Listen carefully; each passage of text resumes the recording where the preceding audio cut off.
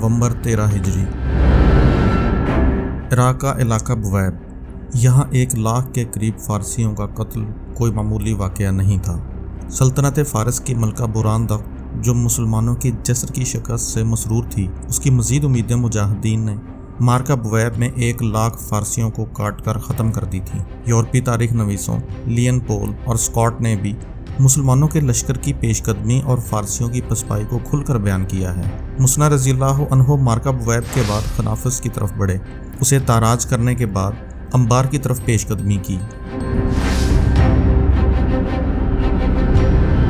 ان کا اگلا ہدف بغداد تھا، جو اس دور میں شہر نہیں بلکہ ایک قصبہ تھا۔ انہوں نے بغداد پر یلغار کر دی۔ بویب سے بھاگے فارسیوں نے وہاں پہلے سے موجود اپنی فوج میں مسلمانوں کی دہشت پھیلا رکھی تھی۔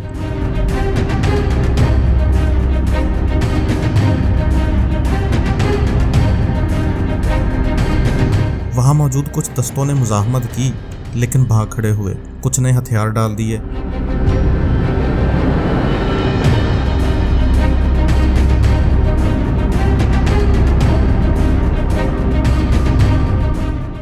مسنا رضی اللہ عنہ وہاں سے چلے اور تکریت کے مقام پر خیمہ زن ہو گئے۔ ان کی اگلی منزل مدائن تھی۔ اسی دوران ایک ایسا واقعہ پیش آیا جس نے مسلمانوں کی پیش قدمی روک دی۔ ہوا یوں کہ سلطنت فارس کے جاگیردار، امراء اور دولت مند تاجر مدائن میں اکٹھے ہوئے۔ وہ رستم اور ملکہ براندخت سے جا کر ملے۔ انہوں نے مطالبہ کیا کہ یزدگرد کو تخت پر بٹھایا جائے، کیونکہ فارس کی زوال کی بڑی وجہ عورت کا تخت نشین ہونا ہے۔ اس وفد کے سربراہ کا نام ساران تھا۔ اس نے واضح دھمکی دی، اگر ان کی بات نہ مانی گئی تو وہ مسلمانوں کا ساتھ دینے پر مجبور ہوں گے۔ خسرو پرویز کی اولاد میں سے ابھی بھی ایک لڑکا زندہ تھا، اسی کا نام یزدگرد تھا۔ اسے وہ تخت پر بٹھانا چاہتے تھے۔ براندخت چونکہ محب وطن تھی، لہٰذا ان کی بات مان لی گئی اور یزدگرد کو مدائن لا کر اس کی تاج پوشی کی گئی۔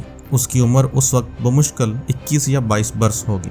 یزدگرد نے تخت نشین ہوتے ہی حکم دیا کہ اتنی بڑی فوج اکٹھی کی جائے کہ آج سے پہلے کبھی اہل فارس نے بھی نہ دیکھی ہو۔ یہ بھی طے پایا کہ جو فارسی علاقے مسلمانوں کے قبضے میں آ گئے، وہاں مسلمانوں کے انتظامی لوگوں کو قتل کر کے بغاوت کروائی جائے۔ مسنا رضی اللہ عنہ کو اس کے جاسوسوں نے فارسیوں کے جنگی منصوبوں کی ساری معلومات پہنچائیں۔ مسنا رضی اللہ عنہ نے فوری اپنا ایک قاصد مدینہ بھیجا اور خود اپنے 5000 مجاہدین کے ساتھ تکریت سے چل کر زیکار نامی جگہ پر پہنچ گئے۔ یہ جگہ عرب اور فارس کی سرحد پر تھی۔ سیدنا عمر رضی اللہ عنہ تک قاصد پہنچا تو باقی حالات کے ساتھ یہ بھی بتایا گیا کہ مسنا رضی اللہ عنہ کا زخم جان لینے کی حد تک خراب ہو چکا ہے۔ یہ زخم ان کو جسر کی جنگ میں برچی پہلو میں لگنے سے آیا تھا۔ اس وقت سیدنا عمر رضی اللہ عنہ نے یہ الفاظ کہے جو ہر مورخ نے لکھے ہیں: خدا کی قسم، میں شاہان عجم سے مملوک عرب کو ضرور ٹکراؤں گا۔ سیدنا عمر رضی اللہ عنہ نے تمام قبائل کو پیغام بھیجے کہ ہاتھ آیا عجم عرب کے ہاتھ سے نکل رہا ہے، اور وہ سپہ سالار جو فارسیوں کو روکے ہوئے ہے پھیپھڑوں کے زخم سے مر رہا ہے۔ پیغام اتنا جذباتی تھا کہ اتنی فوج اکٹھی ہوئی کہ تل دھرنے کو جگہ نہ رہی۔ حضرت سعد بن ابی وقاص رضی اللہ عنہ نے قبیلہ بنو زہرہ سے 3000 آدمی بھیجے۔ قبیلہ حضرموت، صدف، مزہج، قیس اور غیلان کے سرداروں نے 8000 مجاہدین بھیجے۔ بنو تمیم اور بنو رباب نے 4000، جبکہ بنو اسد نے 3000 آدمی بھیجے۔ اتنا بڑا لشکر جرار اکٹھا ہو گیا کہ سیدنا عمر رضی اللہ عنہ لشکر کو لے کر مدینہ سے 3 میل دور سرار کے مقام پر رک گئے۔ وہاں جید صحابہ کرام رضوان اللہ علیہم اجمعین کے مشورے پر اپنی جگہ پر سیدنا سعد بن ابی وقاص رضی اللہ عنہ کو سالار اعلیٰ مقرر فرمایا اور واپس مدینہ لوٹ آئے۔ یہاں ایک اندوناک واقعہ پیش آیا۔ زیکار میں پڑاؤ کے دوران سیدنا مسنا رضی اللہ عنہ کی تکلیف اس قدر بڑھ گئی کہ نزع کی کیفیت طاری ہو گئی۔ سیدنا مسنا رضی اللہ عنہ شجاعت اور دلیری کی بے مثال داستانیں چھوڑ کر شہید ہو گئے۔ دوسری طرف سعد رضی اللہ عنہ اپنے لشکر کے ساتھ، جس کی تعداد مورخین نے 26,000 کے قریب لکھی ہے، ایک مقام شراف پر پہنچے اور خیمہ زن ہوئے۔ وہیں انہیں مسنا رضی اللہ عنہ کی شہادت کی اطلاع ملی۔ وہاں سے کوچ سے پہلے سیدنا عمر رضی اللہ عنہ کا قاصد لشکر کے سالاروں کی ترتیب لے کر پہنچا۔ یہ ترتیب تاریخ میں موجود ہے۔ سیدنا عمر رضی اللہ عنہ نے ہر اول کا سالار زہرہ بن عبداللہ رضی اللہ عنہ کو مقرر فرمایا۔ یہ زمانہ جاہلیت میں بحرین کے بادشاہ تھے۔ یہ خود ہمارے پیارے نبی محترم صلی اللہ علیہ وآلہ وسلم کی خدمت میں حاضر ہوئے تھے اور اپنی رعایا سمیت اسلام قبول کیا تھا۔ لشکر کے میمنہ یعنی دائیں پہلو کی کمان عبداللہ بن معتصم رضی اللہ عنہ کو دی گئی۔ یہ ایک دلیر کمانڈر تھے اور صحابی تھے۔ میسرہ یعنی بائیں پہلو کی کمان ایک جوان سال مجاہد شرجیر بن سمت کو دی گئی رضی اللہ تعالی عنہ۔ انہوں نے فتنہ ارتداد کی جنگوں میں شجاعت اور قیادت میں شہرت حاصل کی تھی۔ پچھلے حصے کی کمان عاصم بن عمرو رضی اللہ عنہ کو دی گئی۔ سواروں کے دستوں کی کمان سواد بن مالک، پیادہ فوج کے کمانڈر جمال بن مالک اسدی، شتر سوار دستے کے کمانڈر عبداللہ بن زی سمین اور بے قاعدہ فوج کے کمانڈر سلمان بن ربیعہ باہلی کو مقرر فرمایا گیا رضوان اللہ علیہم اجمعین۔ شراف سے کوچ ہوا اور دوسرے دن یہ لشکر عزیب پہنچا۔ عزیب میں فارسیوں کی ایک چوکی پر چھاپا مارا گیا تو وہاں سے تیر، کمان اور برچھیوں کا ایک بڑا ذخیرہ ہاتھ لگا۔ دوسری طرف رستم 1 لاکھ سے زائد کا لشکر لے کر صحابات سے نکلا۔ رستم اپنے لشکر جرار کے ساتھ ہیرا سے گزرتا ہوا مسلمانوں کے مد مقابل قادسیہ میں خیمہ زن ہوا۔ دونوں لشکروں کے درمیان ایک نہر حائل تھی۔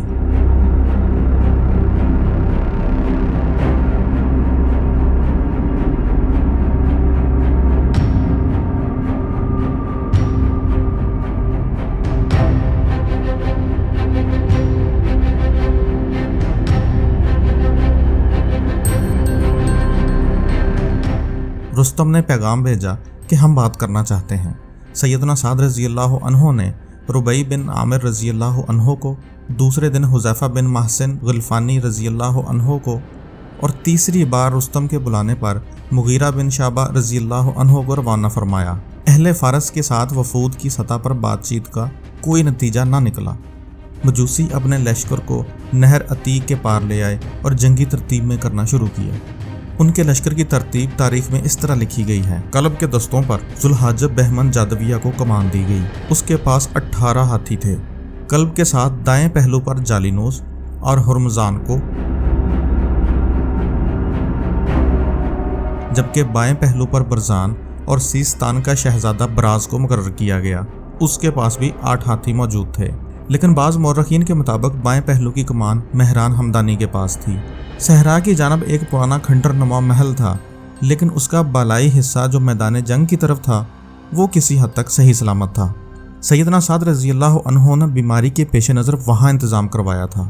سیدنا سعد رضی اللہ عنہ کے حکم پر مجاہدین اسلام نے سورہ انفال کی تلاوت کی اور خم ٹھونک کر میدان میں کھڑے ہو گئے۔ مجاہدین نے انفرادی مقابلوں میں آنے والوں میں سے کچھ کو قتل اور کچھ کو گرفتار کر لیا۔ رستم نے مسلمانوں کی آغاز میں ہی برتری دیکھی تو اس نے مسلمانوں کے ایک دستے پر عام حملے کا حکم دے دیا۔ یہ فارسی لشکر قبیلہ بجیلہ اور اس کے قریب اسلامی لشکر کی طرف بڑھا۔ ہر ہاتھی کے ساتھ مجوسیوں کی پیادہ فوج کے دستے کے ساتھ سواروں کی 4000 کی نفری تھی۔ باقی لشکر اپنی اپنی جگہ پر موجود دشمن پر حملے کے انتظار میں تھا۔ سیدنا سعد رضی اللہ عنہ نے عاصم بن عمرو تمیمی رضی اللہ عنہ کو پیغام بھیجا۔ حضرت عاصم رضی اللہ عنہ آگے بڑھے اور بنو اسد کا دفاع کرنے لگے۔ لڑائی کا زور بنو اسد کے ہی گرد تھا۔ دشمن کے گھوڑے بنو اسد پر حملے کر رہے تھے اور ہاتھی بھی بہت تباہی مچا رہے تھے، جبکہ بنو اسد ان کو روکنے کے لیے سر دھڑ کی بازی لگا رہے تھے۔ دوسری طرف اسلامی لشکر سیدنا سعد رضی اللہ عنہ کی چوتھی تکبیر کا منتظر تھا۔ اسی اثناء میں سیدنا سعد رضی اللہ عنہ نے چوتھی تکبیر بلند کی تو اسلامی لشکر دشمن سے ٹکرا گیا۔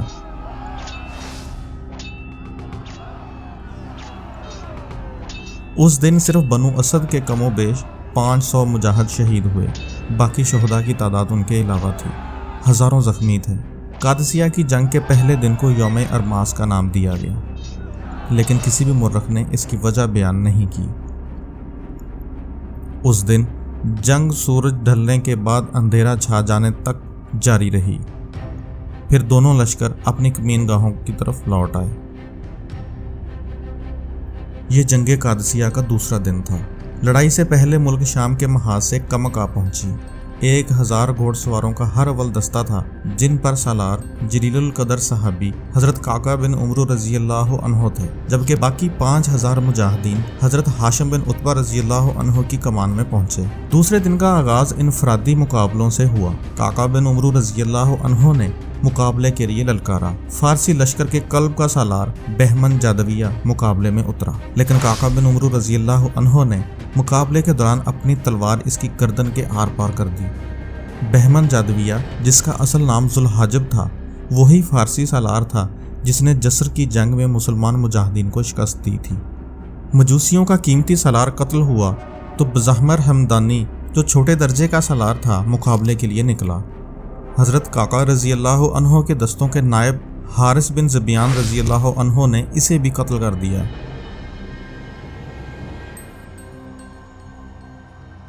تیسری بار سیستان کا شہزادہ براز مقابلے کے لیے اترا۔ اس کے مقابلے کے لیے نامور تیغ زن عوان بن قطبہ رضی اللہ عنہ نکلے اور اسے بھی قتل کر دیا۔ فارسیوں کے 3 سالار مارے جا چکے تھے، جن میں بہمن جادویہ سب سے قیمتی سالار تھا۔ سیدنا سعد رضی اللہ عنہ کے حکم پر مسلمانوں نے عام جنگ شروع کرنے کے لیے 2 بار نعرہ تکبیر بلند کیے۔ تیسری تکبیر سے پہلے ہی فارسی لشکر نے حملہ کر دیا۔ انہوں نے بنو اسد کے سالار کے نام پیغام لکھا، جو قاصد نے فوری ان تک پہنچا دیا۔ بنو اسد نے فارسیوں کے دستے پر جو آگے لڑ رہے تھے پہلو سے حملہ کر دیا۔ ادھر کاکا بن عمرو رضی اللہ عنہ نے دیکھا کہ فارسی دستوں کا ایک پہلو غیر محفوظ ہو گیا ہے، تو دوسری طرف سے 100 سواروں کے ساتھ حملہ کر دیا۔ فارسی اس عجیب چال کے لیے بالکل تیار نہ تھے۔ کاکا رضی اللہ عنہ نے فارسیوں کے لڑنے والے تمام دستوں کو پہلو سے ضرب لگائی تھی۔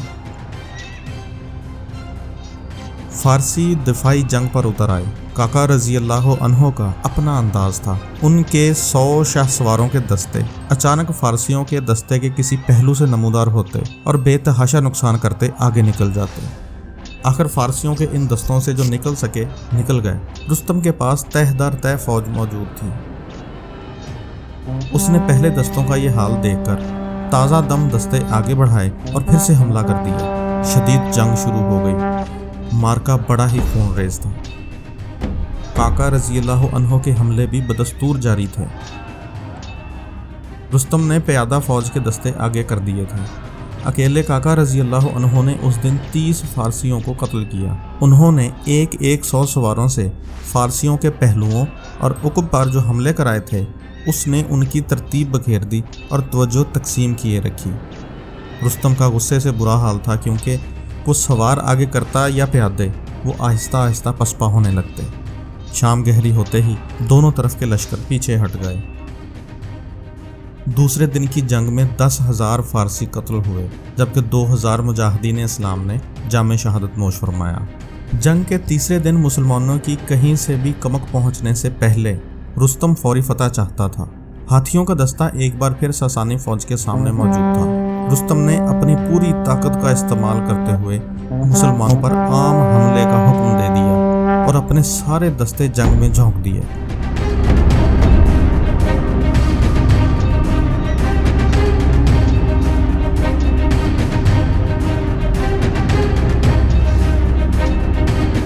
ہاتھیوں کے سامنے ہونے کی وجہ سے مسلمان سوار بکھر گئے۔ دباؤ کی وجہ سے صفوں میں خلا پیدا ہوا، جہاں سے رستم نے ایک خاص دستے کی مدد سے مسلمانوں کے سالار اعلیٰ سیدنا سعد رضی اللہ عنہ کو شہید یا قیدی بنانے کی کوشش کی، لیکن عاصم بن عمرو تمیمی رضی اللہ عنہ کی قیادت میں گھڑ سواروں کا دستہ موقع پر پہنچ گیا اور ساسانی سواروں کو واپس ہونا پڑا۔ جب تک ہاتھی میدان میں تھے، جنگ کا پلڑا فارسیوں کے حق میں تھا۔ سعد رضی اللہ عنہ نے حکم دیا کہ ہاتھیوں کو اندھا کر کے ان کی سونڈ کاٹ دی جائے۔ یہ طریقہ کارگر ثابت ہوا اور دوپہر تک میدان ہاتھیوں سے خالی ہو چکا تھا۔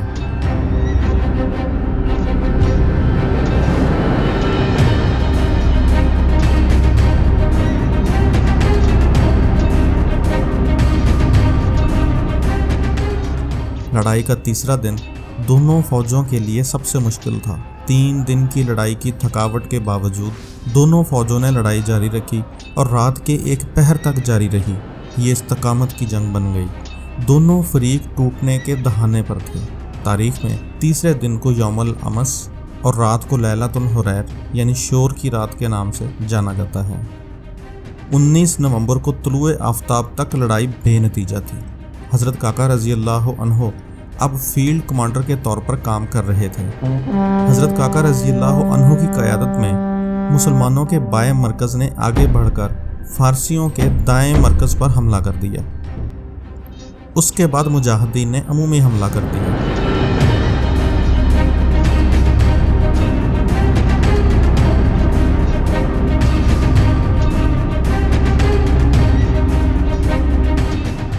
لیکن خاطر خواہ کامیابی نہ مل سکی۔ اسی اثناء میں ایک شدید آندھی نے میدان جنگ کو گھیر لیا۔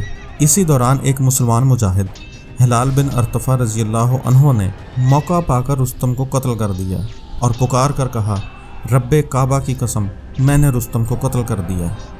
اپنے افسانوی کمانڈر کا سر لٹکتا دیکھ کر فارسی حوصلہ ہار بیٹھے۔ فارسی کمانڈرز بھی اپنا کنٹرول کھو چکے تھے۔ افراتفری میں فارسی پسپا ہونا شروع ہو گئے۔ اسی دوران ہزاروں کی تعداد میں دریا عبور کرتے ہوئے اپنی جان گنوا بیٹھے اور باقیوں نے ہتھیار ڈال دیے۔ اس جنگ سے بڑی تعداد میں مال غنیمت حاصل ہوا۔ فارسیوں کا سونے کے تاروں سے مزین جھنڈا ورفش کاویانی بھی غنیمت میں شامل تھا، جسے بعد میں مدینہ میں کاٹ کر بانٹ دیا گیا۔ عرب جنگجو اہل القدسیہ کے نام سے مشہور ہوئے۔ یہ مجاہدین عراق اور عرب کے علاقوں میں سب سے زیادہ وقار رکھتے تھے۔ کم و بیش 9000 مجاہدین اسلام شہید ہوئے۔ آدھی سے زیادہ فوج اتنی زخمی تھی کہ فوری لڑائی کے قابل نہ تھی۔ سیدنا عمر رضی اللہ عنہ نے حضرت سعد رضی اللہ عنہ کو پیغام بھیجا کہ اگلا حکم آنے تک قادسیہ میں ہی رکیں، لیکن اپنے دستے آگے روانہ کر دیں تاکہ فارسی اکٹھے نہ ہو سکیں۔ حضرت کاکا رضی اللہ عنہ اور حضرت ہاشم رضی اللہ عنہ نے فارسیوں کا تعاقب کیا۔ آرمینیا کا جرنیل جالینوس باغی ہوئی فوج کو پھر سے منظم کرنے میں مصروف تھا۔ حضرت کاکا رضی اللہ عنہ نے وہیں اسے قتل کیا اور بچی کھچی فوج کا تب تک تعاقب کیا جب تک فارسیوں کے 3 اور 4 کے گروہ بھی ختم ہو گئے۔ اب مجاہدین اسلام اور عراق کی فتح کے درمیان صرف مدائن کی فصیل تھی جسے فتح کرنا باقی تھا۔